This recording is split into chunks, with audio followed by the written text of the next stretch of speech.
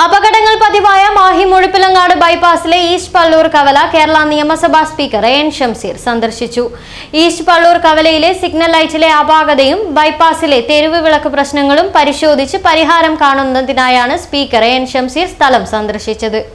75ഓളം അപകടങ്ങൾ ഉണ്ടാവുകയും കഴിഞ്ഞ ദിവസങ്ങളിലുണ്ടായ 2 വ്യത്യസ്ത അപകടങ്ങളിലായ 2 പേർ മരിക്കുകയും ചെയ്തതിനെ തുടർന്നാണ് സ്പീക്കറും ഉദ്യോഗസ്ഥരും സ്ഥലം സന്ദർശിച്ചത്. 5-ന് രാവിലെ 11:30ഓടെയാണ് സന്ദർശനം നടത്തിയത്.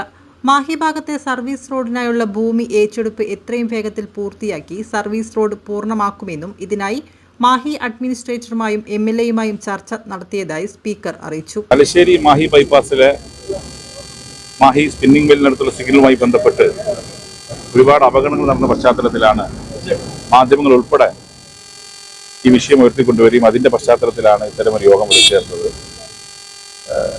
കേരളത്തിൻ്റെ RO DL മീണയുമായി കഴിഞ്ഞ് സംസാരിച്ചിരുന്നു. അതിൻ്റെ അടിസ്ഥാനത്തിൽ അദ്ദേഹം ഈ തലശ്ശേരി മാഹി ബൈപ്പാസിൻ്റെ പ്രോജക്ട് ഡയറക്ടർ അശോക് സിൻഹയെ ഈ വിഷയം ചർച്ച ചെയ്യാൻ ഇങ്ങോട്ട് അയച്ചതാണ്. ഏതായാലും ഇതിൻ്റെ ഗൗരവം അദ്ദേഹത്തെ ബോധ്യപ്പെടുത്തി, ഒപ്പം ഇവിടെ ജനങ്ങളുടെ ആവശ്യവും അദ്ദേഹത്തെ ധരിപ്പിച്ചിട്ടുണ്ട്. നമുക്ക് ഇതിൻ്റെ അടിസ്ഥാനത്തിൽ അവരുന്നയിക്കുന്നൊരു വിഷയം മാഹി അഡ്മിനിസ്ട്രേഷൻ്റെ ഭാഗത്ത് നിന്ന് ഭൂമി ഏറ്റെടുപ്പ് വേഗത്തിലാക്കിയാൽ മാത്രമേ സർവീസ് റോഡിൻ്റെ പണി പൂർത്തിയാക്കാൻ സാധിക്കുകയുള്ളൂ.